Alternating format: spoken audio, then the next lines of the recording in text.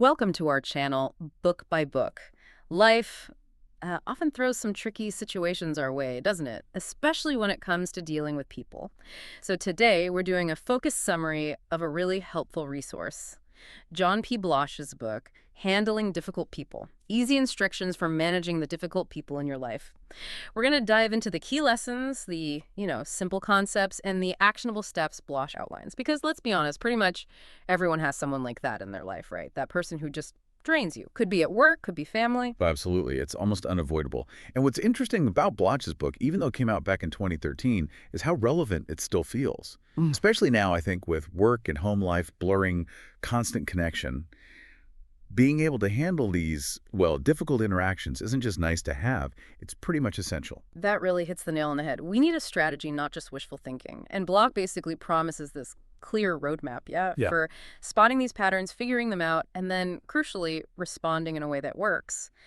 Exactly. And that leads us right to the main idea, the core thesis of the book, which is, look, you can't always just avoid difficult people. It's not always an option. But what you can do is learn to see their patterns, manage your own reaction, that's huge, and kind of limit the damage they do to your confidence, your energy. Right, so it's about taking back some control, claiming agency, as you said. We stop just reacting to the chaos. Mm-hmm. And instead, we start choosing how we respond based on a plan. Can you unpack that a bit more? What does that shift actually feel like for someone who feels constantly worn down by conflict? Well, it fundamentally changes how you experience the interaction. When you're just a passive target, you're basically hijacked by your emotions, right? Anger, frustration, maybe fear, defensiveness. Bloch's framework gives you a different path, a cognitive one. It's like, okay, step one, identify what's happening. Step two, access the strategy for that pattern. Step three, execute. You stop letting other people dictate your emotional state for the day. You stop letting them derail you. And that move, that conscious shift from just reacting on instinct to making an active choice, that's really the whole game. Okay, so if taking back control is the goal, then lesson one sounds like the absolute starting point. Identify the type before you react.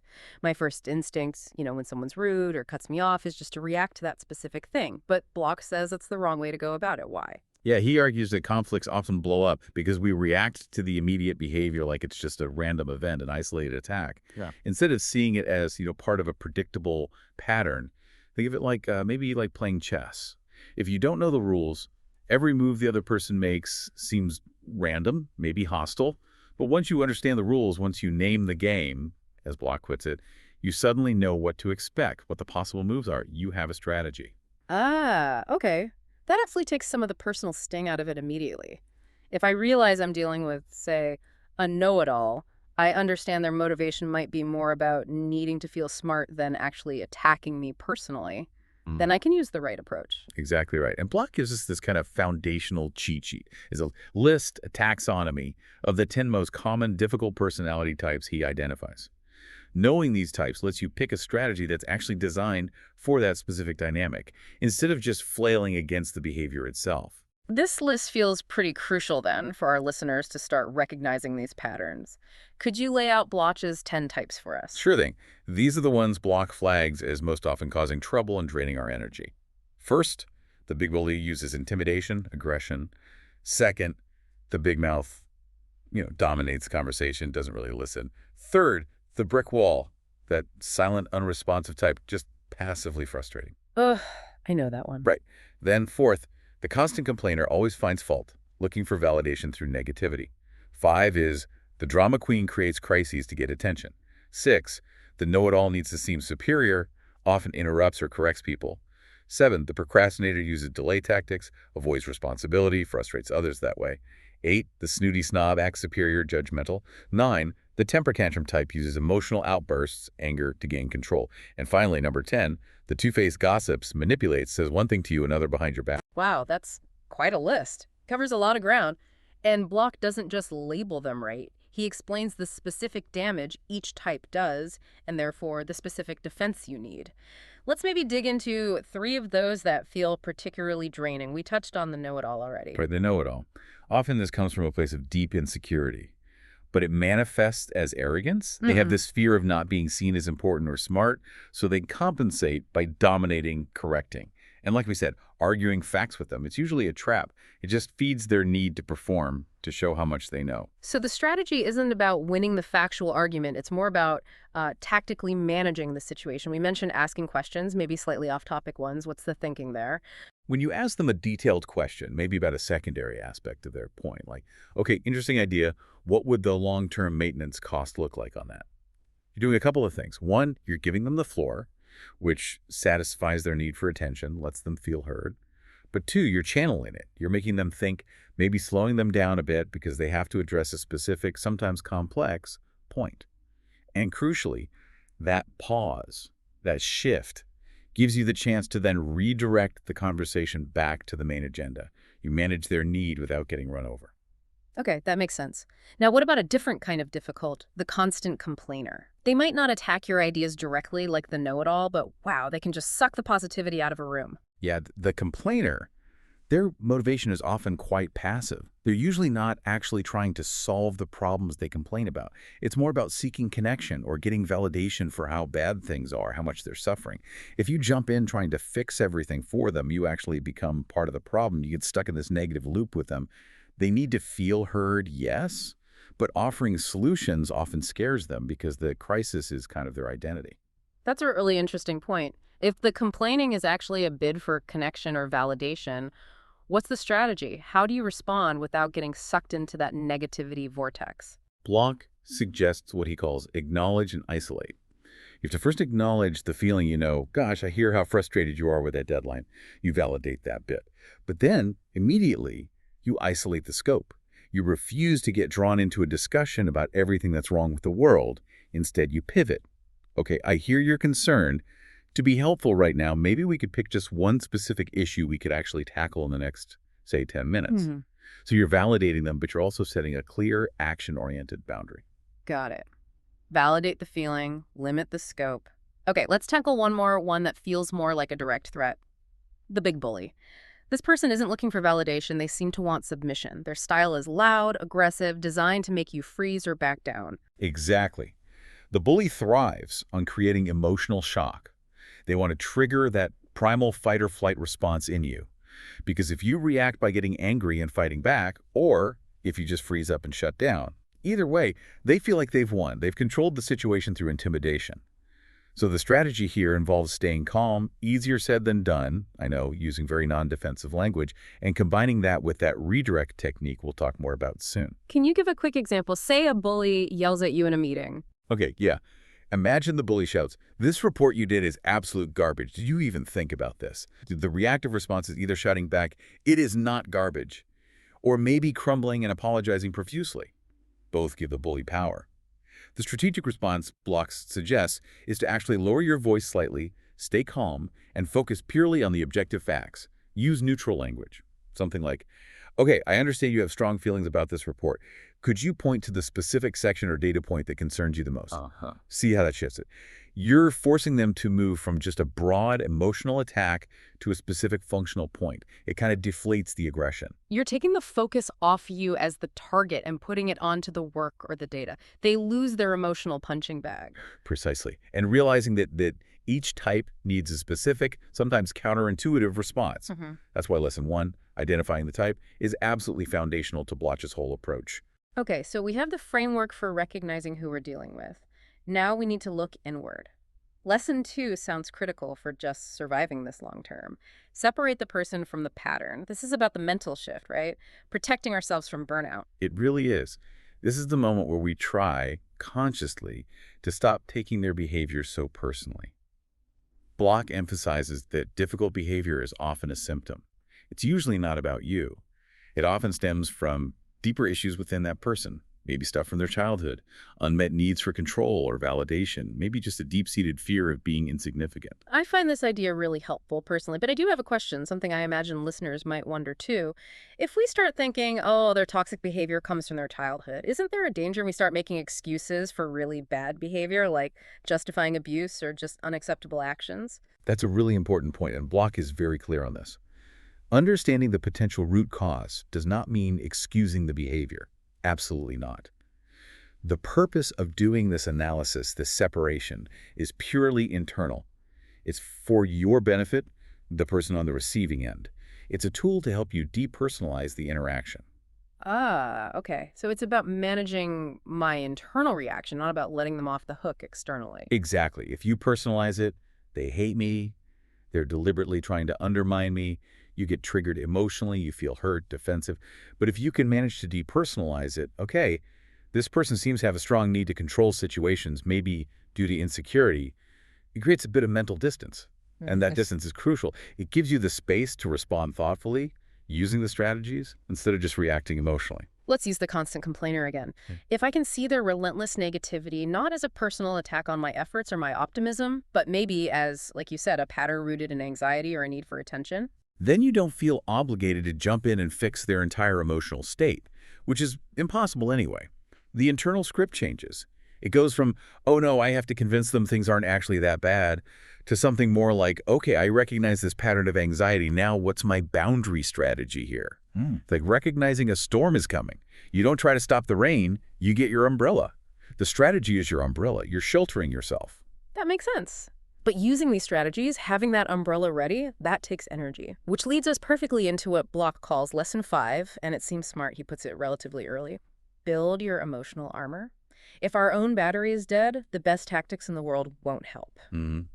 This is where Bloch stresses resilience. It's the bedrock. The tactics we discuss, they're kind of intellectual, right? But resilience is more physical, emotional. Dealing with these draining personalities takes a real toll. It uses up your resources. And if you're already running on empty, emotionally spent, you will revert to those basic, reactive, fight-or-flight responses no matter how many personality types you've memorized. So self-care stops being this sort of fluffy, nice-to-have idea and becomes a core operational requirement for managing conflict effectively.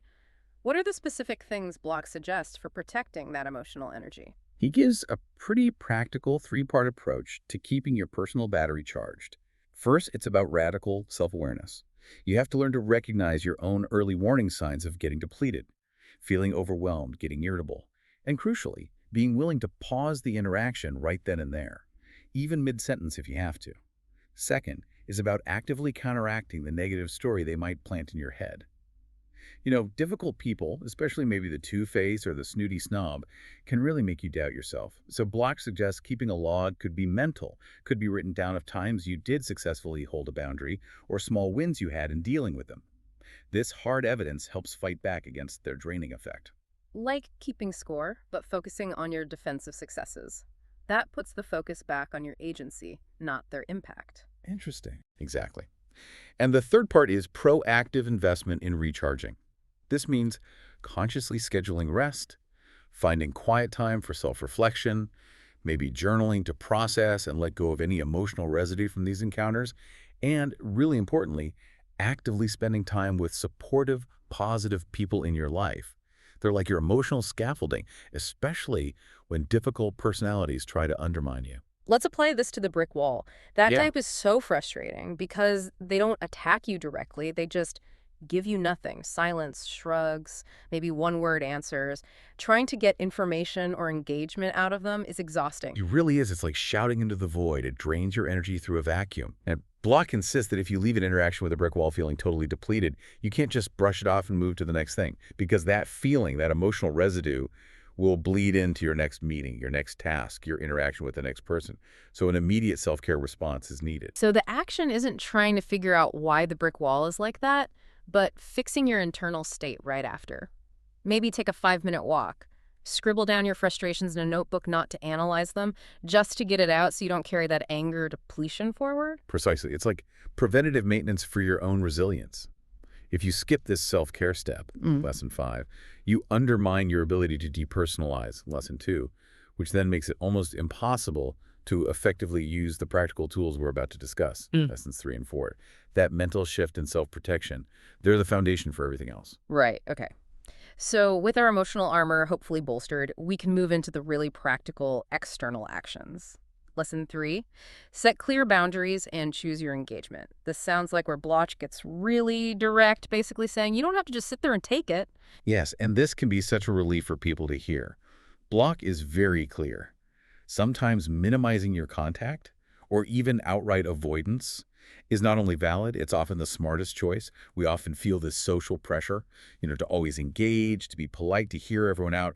But Bloch says, look, if someone is consistently toxic, limiting your exposure is a perfectly legitimate and powerful strategy. But it's not just about walking away, is it? That's also about defining clear rules for when and how you will engage. Bloch has this three-tool system for boundaries. That's right. It's kind of a sequence. First, recognize and label the behavior internally.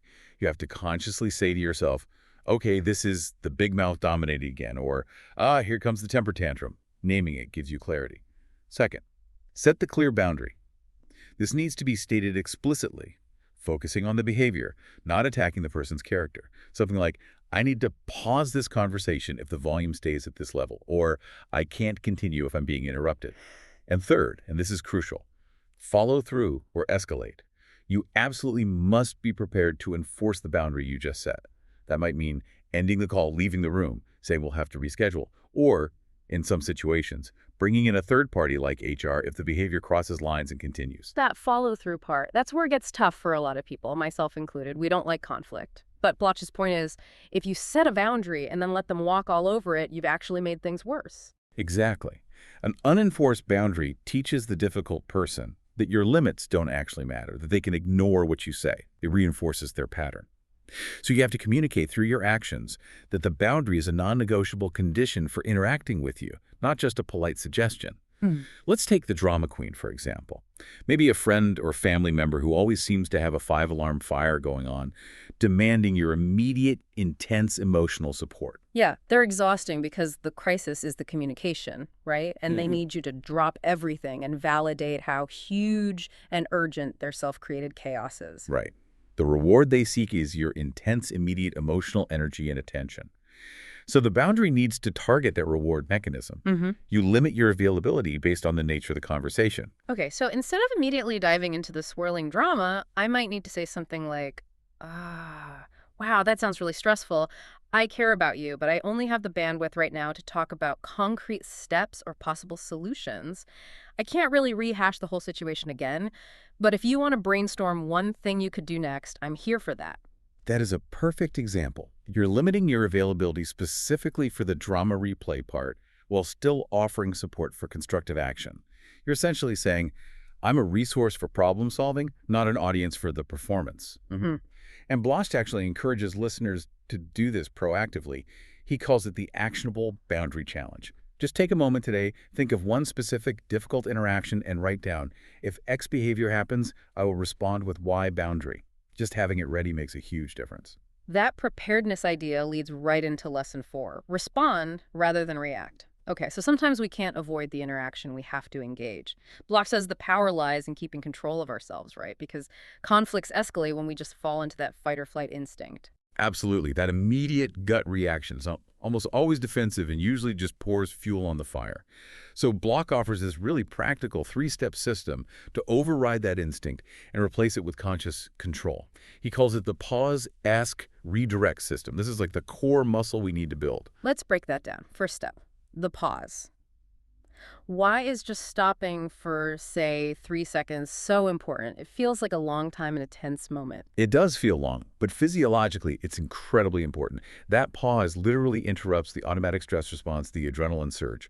When someone provokes you, your amygdala, the primal part of your brain, wants to react instantly. Taking that deliberate breath, counting to 3, gives your prefrontal cortex, your thinking, planning brain, just enough time to catch up and take charge. It stops you from speaking purely out of that reactive emotional state. It's hard to do consistently, but it's fundamental. Okay, so pause first. Then step 2 is ask a question. How does asking a question right in the middle of a conflict shift the dynamic? It works almost like magic sometimes. It instantly changes the energy from attack and defend to something more like inquiry or problem solving. Think back to the big bully example. Instead of defending your report, my report is good, you ask, what specific outcome are you hoping to achieve by dismissing this approach? You're making them stop and think. You're forcing them to shift from just emoting to explaining their objective. They now have to answer your question, which subtly puts them in a more receptive position. And then you move to step 3, redirect. Yes. Once you've used the pause to gain internal control and the question to shift the dynamic, you then steer the conversation back towards neutral, productive ground. This could be redirecting back to the facts, back to the shared goal. Okay, remembering our main objective for this project is X, or back to agreed upon values or procedures. For the bully, after they answer your question, you might say, okay, thank you for clarifying that objective. Let's refocus on how we can best achieve that goal considering the options. You're moving the spotlight away from their ego-driven attack and back onto the task at hand. This really feels like the core of maintaining control. Let's try it with a really tough one, the temper tantrum type. They use explosive anger, yelling maybe, to get their way. How do pause, ask, redirect help there? Okay, so the tantrum explodes. Your first instinct is probably fear, maybe wanting to appease them quickly. So first, pause, breathe. Remind yourself not to get sucked into their emotional storm. This gives you internal stability. Second, ask. But don't ask about the anger itself. Why are you yelling? Instead, ask about the trigger, forcing them to connect the emotion to something concrete. I can see you're very upset right now. Can you tell me the specific action or piece of information that led to this strong reaction? You're demanding they translate raw emotion into specifics. And the redirect needs to be really firm, I imagine. It has to be. And it often involves stating a boundary simultaneously. You might redirect by saying, I genuinely want to understand and resolve this issue. However, I can only do that effectively when we're both speaking calmly. If we can't bring the volume down, we'll need to pause this meeting and come back to it in an hour when things are calmer. See? You're using the response muscle, pause, ask, redirect, and your boundary tool together. You're basically steering the interaction safely, trying to avoid a crash. That's the ultimate aim. We've covered recognizing types, protecting ourselves internally, setting boundaries, and responding strategically. Now, Lesson 6 seems to flip the script entirely, leverage the situation. Bloch actually suggests these difficult people can be opportunities, not just drains. That feels like a big leap. It is a big leap, but it's arguably the most empowering idea in the whole book. It's about adopting a long-game mindset. Think about it. Successfully navigating situations that are really abrasive or politically tricky or just plain tense, that is where you build serious competence. These encounters become, in effect, high-intensity training grounds for crucial skills like communication, boundary enforcement, emotional self-regulation, even leadership. So it's like emotional weight training. The muscle doesn't grow when things are easy. It grows when it's under stress and strain. If I manage to use that pause, ask, redirect technique effectively with a big mouth who keeps interrupting in meetings, I haven't just survived the meeting. I've actually practiced and improved my facilitation skills, my ability to stay calm under pressure. Absolutely. Or consider the two-face, the one who gossips and stirs up trouble behind the scenes. If you successfully handle that situation by refusing to take sides, documenting things clearly, maintaining your integrity, you're building incredibly valuable skills in professionalism, ethical conduct, and navigating complex office politics. These are skills forged in difficult moments. That reframing makes the difficulty feel less like a personal attack and more like a required course for developing higher-level skills. The key, then, must be reflecting on it afterwards. Yes, exactly. Bloch stresses the importance of the post-interaction reflection. But the question shouldn't be, why are they like that? Or why me? Instead, the reflective question should be something like, okay, what did I learn about my own triggers or my response style in that interaction? What specific skill did I practice? And what's one small thing I could try to do differently or better next time? So you're deliberately taking a draining experience and turning it into useful data for your own improvement. By seeing difficulty as a chance for growth, you kind of take away the difficult person's power to just make you feel like a victim. Precisely. That shift in perspective from seeing it as a battle you have to endure to seeing it as a practice session for skills you want to build, that's the ultimate key to sustained resilience and the kind of growth Bloch talks about in the book's final sections. Okay, let's pull all these threads together for everyone listening. Let's do a recap of the core components from Bloch's roadmap. We started with that foundational idea of structure. Right, the basic framework. First, recognize the personality type using Bloch's map. Then, consciously, choose your level of engagement. Maybe you minimize contact, maybe you avoid, or maybe you decide to respond. And if you respond, you tailor that response based on the type you identified. And that personality type map is key because it gives structure to what feels like random, chaotic behavior.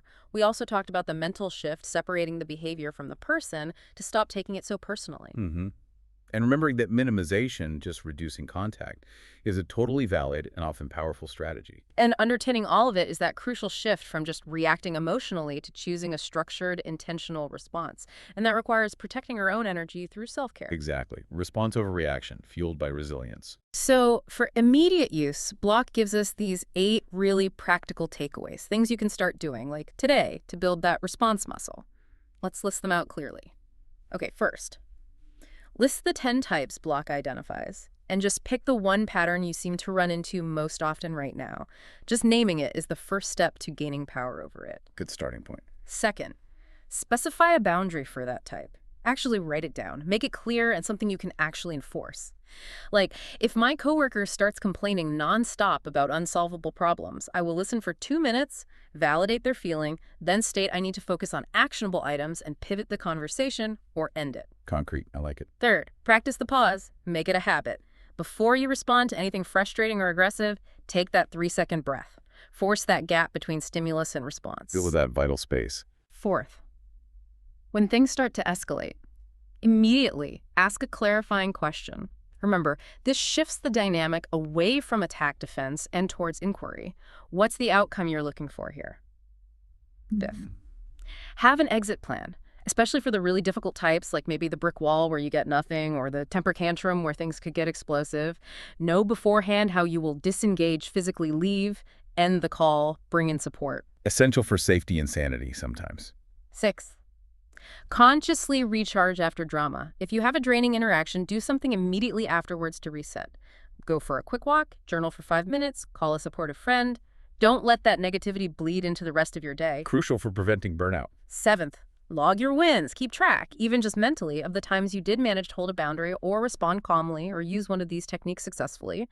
It builds your confidence and proves to yourself you can do this. Reinforces the positive changes. And finally, eighth, actively view difficulty as growth. After a tough interaction, ask yourself, okay, what skill did I just practice? Boundary setting, calm communication under pressure. What can I refine for next time? That changes everything, doesn't it, when you start seeing it as practice?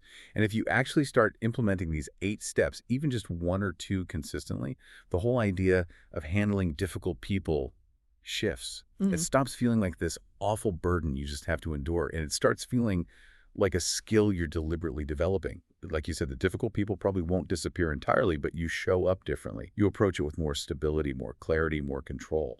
Yeah, ultimately, John Bloch's framework is about giving us the practical tools to protect our energy, our focus, our well-being.